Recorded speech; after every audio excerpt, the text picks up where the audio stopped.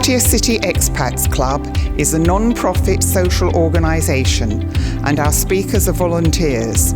The club as such assumes no responsibility or liability for the professional reputation of or the quality of services provided by the speaker today.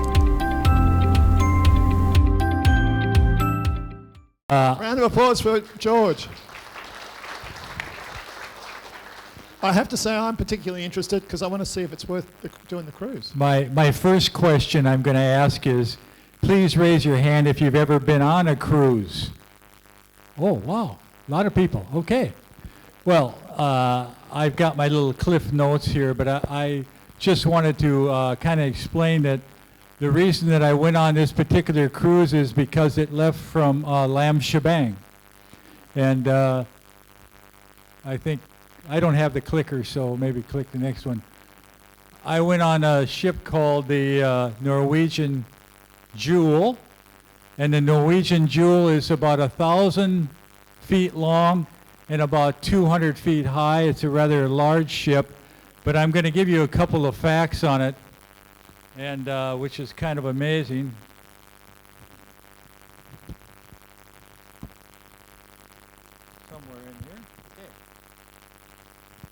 First off, it has a fuel capacity of 713,000 gallons. That's a lot of fuel. And that fuel is what we call bunker fuel. And bunker fuel is kind of like the lowest grade fuel you can possibly use in a machine. And so they're quite pollution heavy.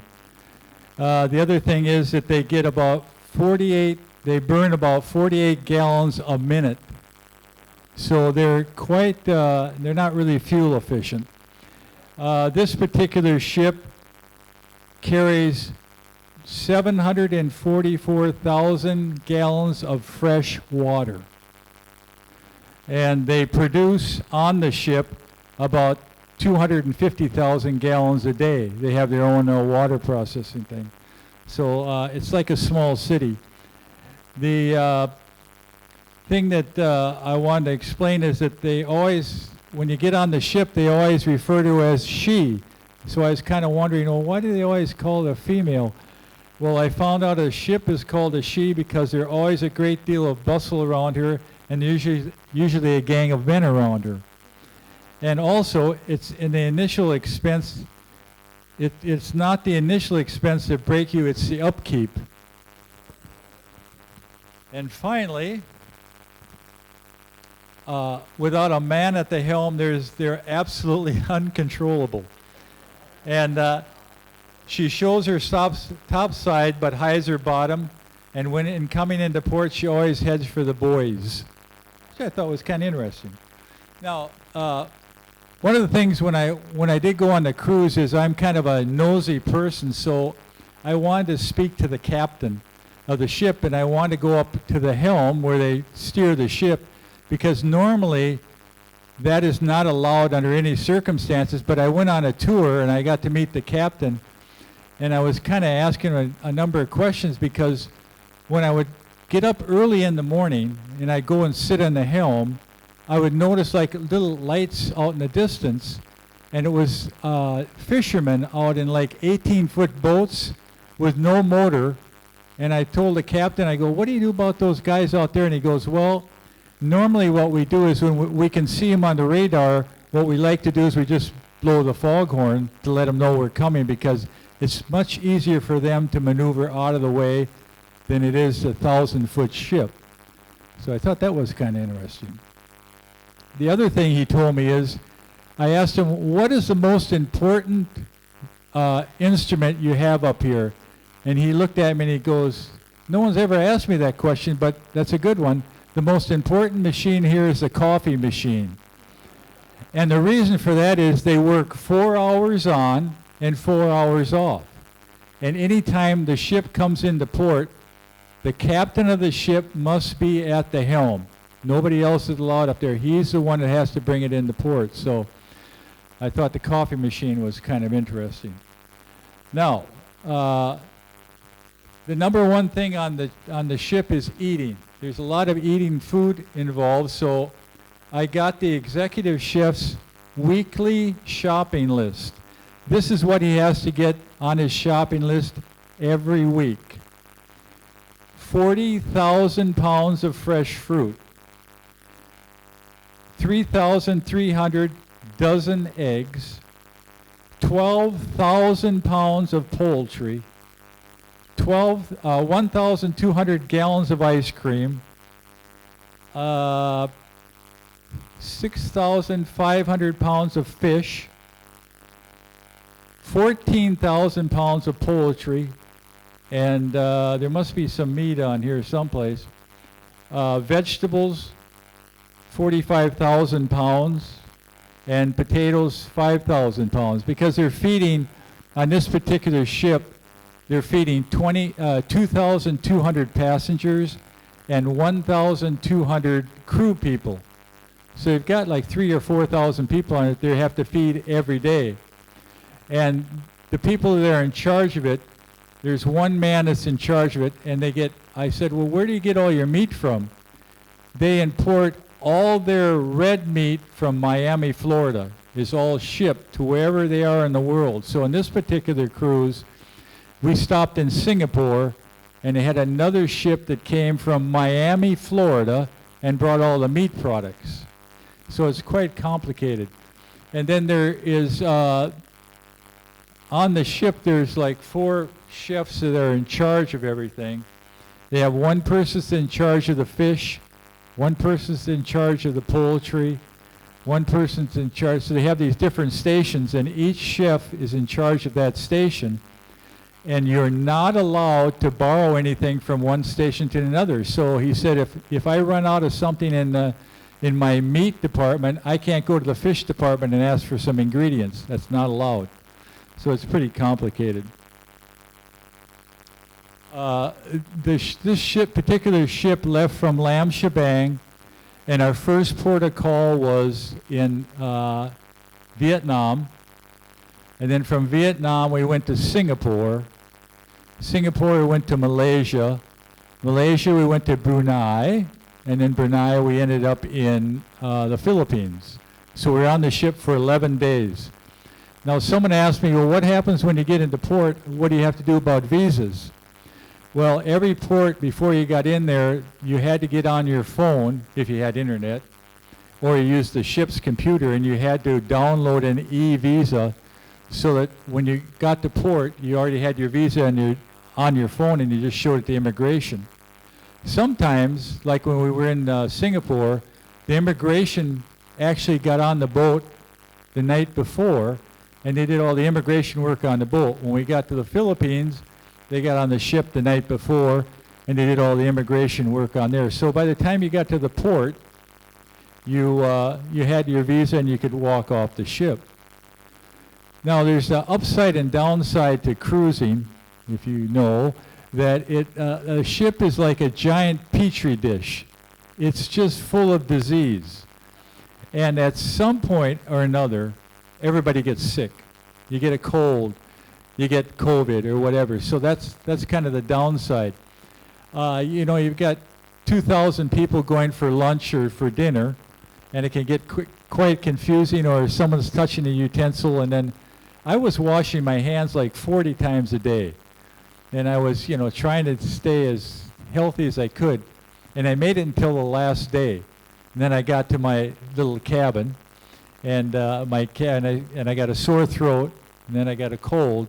So by the time I got to the Philippines, I was 5 days in the Philippines. I just stayed in my hotel room and recovered. So that's one of the downsides about cruising, is that you're likely to get sick.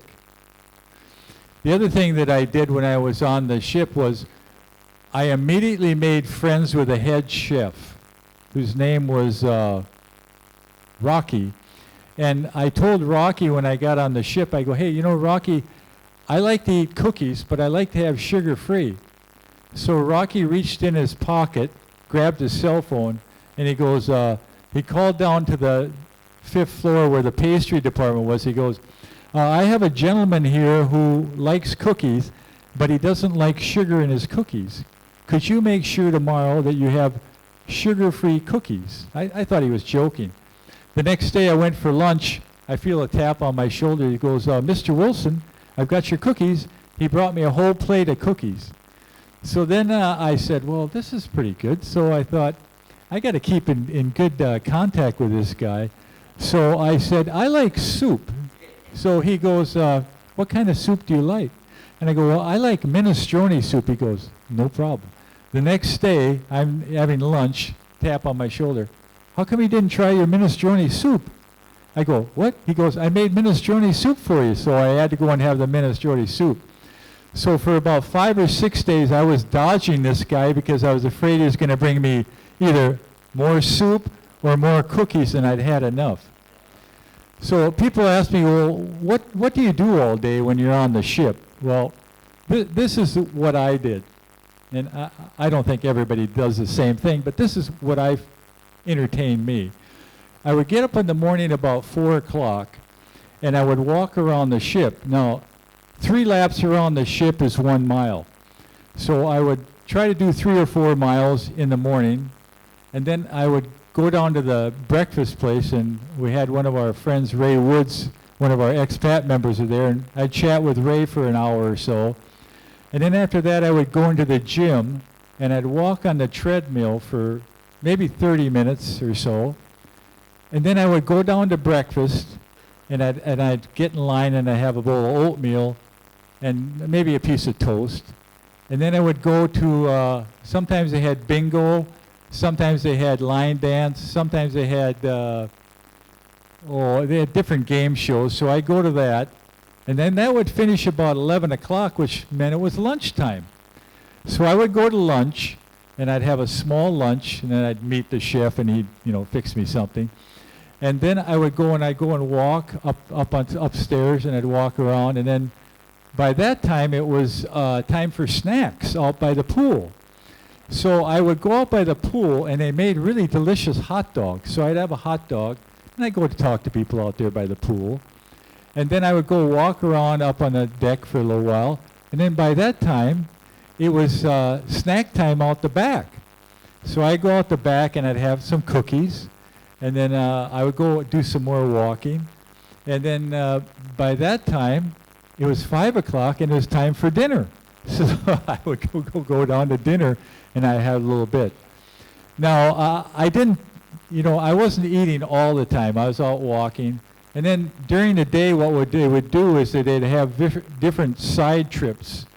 Like when we go to Singapore, they'd have trips out to go to or they have casinos or whatever. When I got to Singapore, I didn't sign up for any trip. I got off the ship, and the lady goes, where are you going? And I go, I'm going to Singapore. She goes, what? And I go, I'm going to walk. So I'd been to Singapore before, so I know how to get around. So I just walked down to the casino, and then, I came back before the ship left. And then the next day we were in, I can't remember, we were in the Philippines, and they had, they didn't have a cruise terminal. You had to use tenders from the ship to get to the shore. And, I was out there doing the math. I'm going, they got 4 tenders, and they have 2,200 people on the boat. Each tender can hold like maybe 40, 50 people. This is going to take all day. I'm not going to get on that. So the lady told me, well, you can go and draw a number, and you can get a space on one of the tenders. So I said, well, what time do I get that? And she said, 8 o'clock in the morning. So I got up at 7:30, and I went down, and there was 200 people in line before me. So I got number, 240. So I never got on the tender. I just stayed on the boat. I go, by the time I get on that little ship and get out to shore, I'm going to have to turn around and come back. So sometimes that can be kind of convoluted when you want to go on shore excursions. And so I didn't do anything, because I've already been to Malaysia, I've already been to Singapore, I've already been to the Philippines, so there's no need for me to get off the ship and go to do anything, because if I did get off the ship, I knew where I was going to go, and I would go in there. The other thing that I did was I made friends with the ladies that were running the restaurants, and they were all from the Philippines. So the first night I got in there, I told a lady, I go, what's the best restaurant on the ship? And she said, the cafeteria. Don't bother with any of the other restaurants. So I said, okay. So the next night I went in there and she said, you're back. I go, yeah, I'd like to make a reservation for 2,200. And she looked at me, she goes, what? And I go, yeah, I want to make a reservation for everybody on the ship. She goes, you're a troublemaker. You go back up to the cafeteria and don't come back here. But I had a lot of fun with a crew. And I was really interested in their work habits. And since most of the people were from the Philippines, that was wait staff and so on. And I found out that most of them work on a 6-month contract. They work 6 months and then I go, what do you do then? They just go home for a couple months and they'll sign another contract. And the reason they don't like to sign a longer contract is because when they do, they've got to work over Christmas. And if you're from the Philippines or you're a Filipino, they don't do Christmas. They go home with their families. So the incentive that the cruise ships did was that they will sign them to 8 months, and if they sign up for 8 months, they'll get 2 weeks off. If they sign them up for 6 months, they have to work 6 months, no days off. So it's not the best job in the world, I think, but then they work pretty long hours. Now, as far as the crew is concerned, they're on the bottom of the ship. They're on the lowest level. And that can be very noisy. And I stayed up on level 11, which is almost at the top of the ship. I stayed at the aft, or the back part of the ship, so you don't get much noise back there. And I tried to stay near the middle of the ship because the middle of the ship is kind of like a teeter-totter. If you're in the middle of the ship and the ship's going like this, if you're in the middle, it's kind of calm. So if you're a person that tends to get seasick, you want to make sure you're near the middle of the ship. The other thing is, I'm not one that needs a porthole. I don't need to look out the window. I don't need a balcony. I had an inner cabin, which I think I probably have a picture of. You know, that's the ship itself.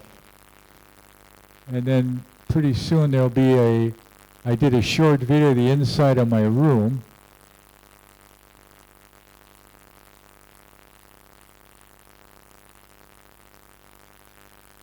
This is the inside of my room. It was supposed to sleep 4. It had a double bed, but that could separate and had a bunk.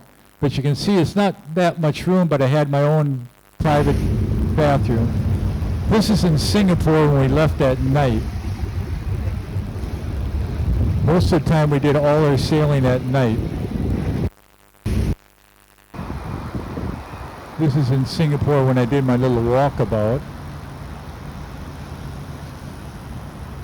I walked over to the casino. I went up to the Kudita bar up on the 34th floor. This is a pool area. They have 4 pools, 4 jacuzzis. This is a pretty popular place at night. So there's plenty of activities, but I don't think that cruising is for everybody, because you got to have a certain mindset. I mean, there's plenty of entertainment on there, but you have to be the type of person that can kind of entertain yourself, even though there's entertainment on the boat. The other question is, well, how much does this cost? I went on this cruise was 11 days. I paid $2,400. But I stayed, once I got off the ship in Manila, and I stayed in Manila for 6 days, the cost of my hotel and the airfare back to Bangkok cost me more than the cruise. It cost me more than the cruise. So it's a pretty economical way to do it, because you figure you're going on the cruise, you pack a bag, you don't ever have to unpack your bag, you keep it in your room. So that part, and the food is just, you know, usually pretty fabulous, and you can have anything you want. You just tell the chef and they bring it down. So that's just my short story. Like I said, it's not for everybody, but it's one of the things here was it leaves from Lam Shabang, and it does that route, and then when it gets to the Philippines, everybody gets off the boat 2,200 people get on, and the ship just goes back in reverse and ends up in Lam Shebang. And then they load 2,200 people off the boat in Lam Shebang, 2,200 get on, and then it goes back that route. All they do is this continual circle, and they do that for about 6 months. And then the ship repositions to Alaska, and then they go up to Alaska for about 3 or 4 months. So this particular ship is one of 24 out of the Norwegian cruise lines. And this particular ship is one of their newer ones. It was built in 2005 at the cost of $440 million. So it's not cheap. And then when the construction takes about 2 years, they put in something like 800 miles of wire and 500 miles of pipe. And then it's doesn't have the steering mechanism it doesn't have a rudder. It has propulsion things that push the water so it can, when it comes into the cruise terminal, that guy can get that thing within an inch of the thing and they just move it along. There's no tugboats involved. The only place that they have a harbor master get on the ship and steer the ship is in Singapore, because Singapore is one of the busiest ports in the world. The other one is in Manila. And these people are specialized in steering the ship around all the other ships. And their job, this is how important their job is. I have a friend that works in San Francisco, California, and he's a bar pilot. His job is he gets off a small ship and gets on the big ship and steers it into the harbor where it docks. He's paid $250,000 a year. And he works 2 weeks on and 2 weeks off. So those fellows are making a lot of money, but it's a highly specialized job. Like when you go into Singapore and there's 2,000 ships, you wonder how they're going to get that ship around, but it's pretty amazing. So if anybody's got any questions, I'd be more than happy to answer them. Brad's probably got one. It's not a question, it's a comment. You said that the 5 days in Manila and the flight back was more expensive than the cruise. The solution to your problem is you don't get off the boat and you just sail back. Yeah, I would get off the boat and then I would go into the cruise terminal, and then I because I had a e-visa, I could just walk off the boat. But I didn't, as far as getting off the boat was not a problem. Getting back on was a little bit of a problem because they have to check all your IDs and you go through security, but for the most part it's pretty easy. This was like a talk on the science. We had the science of chocolate. This was like on the science of cruising, right? It was actually really interesting. And very, you will have a question? Sorry? Oh, really? Sorry. You? No. Is it a good question? We'll find out in a second. Okay. Can you just talk about like what language is spoken in each port and what currency is used? It's 100% English. Everybody on the cruise ship, didn't matter. There's out of that 1,100 crew members, they come from 60 different countries, and they all speak English. When I got off the boat, when I talked to anybody at immigration, when I talked to anybody at the cruise center terminal, everybody spoke English. So you have no problem getting around. Now, this was not my first rodeo. I've been on 5 different cruises. My first cruise was 50 years ago. I was on a troop carrier called P&O Arcadia. I was on the bottom of the ship in a room that slept 8 people. That was my very first cruise. I've done the cruise from California down to Mexico. I've done the cruises in the fjords of Norway. My favorite all-time cruise was I cruised on the Queen Elizabeth II from Southampton to New York. I took the exact same route that the Titanic took, and luckily I made it. And that was quite an adventure too. The thing when you're cruising in in the North Sea it gets very rough. And I went during it was kind of like up and down. And I just saw a report where they had a report that they had a rogue wave in northern Atlantic. It was over 100 feet high, a rogue wave, and they've had some of those. So, I mean, it's interesting. Dave. Yeah, just as a comment, I think Brad asked about something that's called back-to-back cruises, where some cruise lines now will allow you to do a back-to-back without even getting off. But most of the time you have to get off and then get back on. Also, just as a comment, if you stay with the same cruise line, you gain points on their company, and eventually you'll get an offer, particularly for an inner cabin, for a much reduced price, possibly even free, and you only have to pay port fees and taxes. My wife has cruised a lot, and we get that.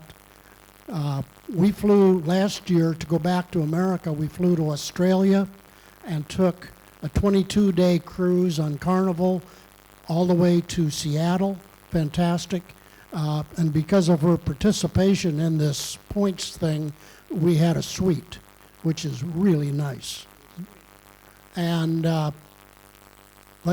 so if you stay with the same cruise line, and we're heavy with Carnival, we get offers every month for basically free cruises. So thanks. Yeah, there's actually some people that live on the cruise ships full time because you have a doctor.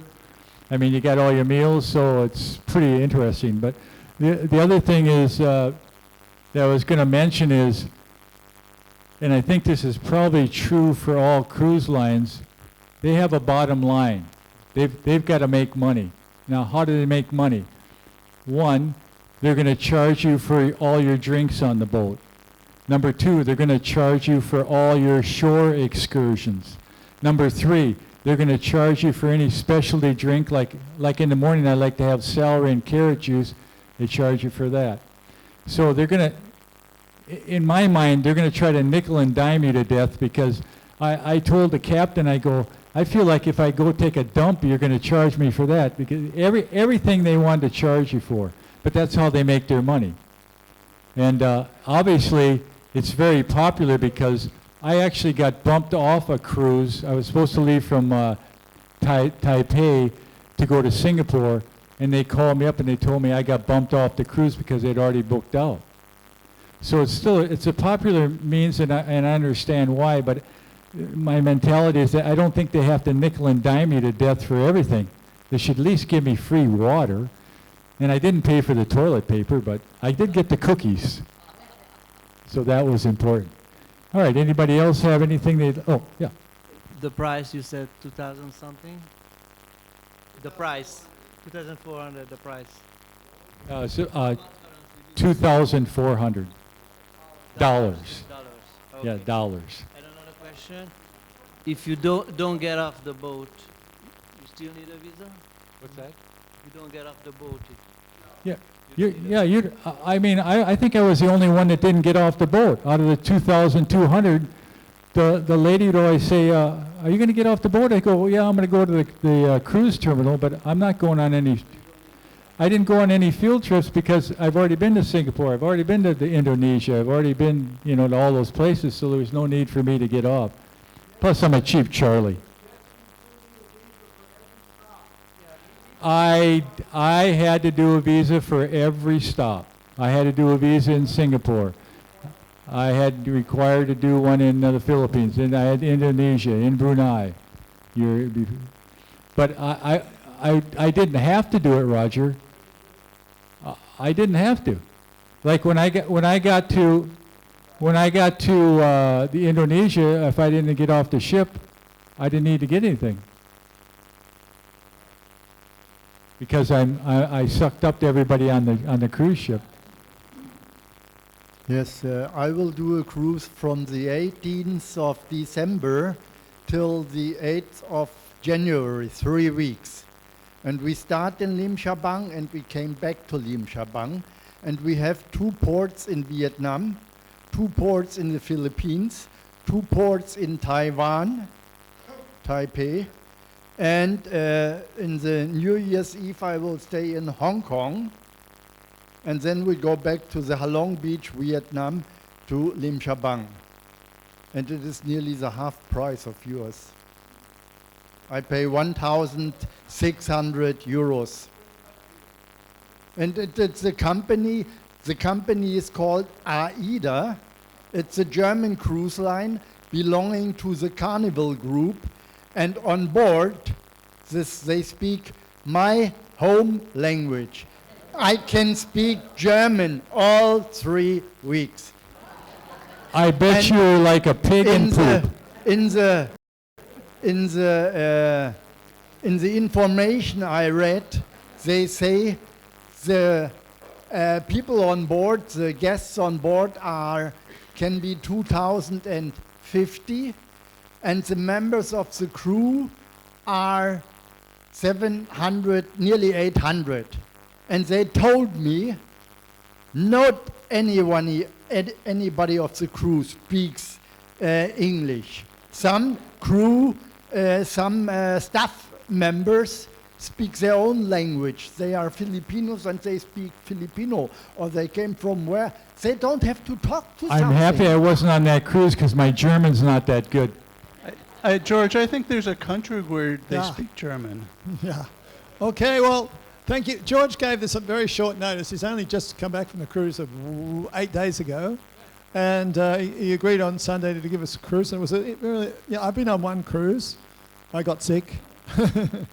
Also got claustrophobic at some stage. But anyway, George, thank you so much for sharing that insight into life on the open way.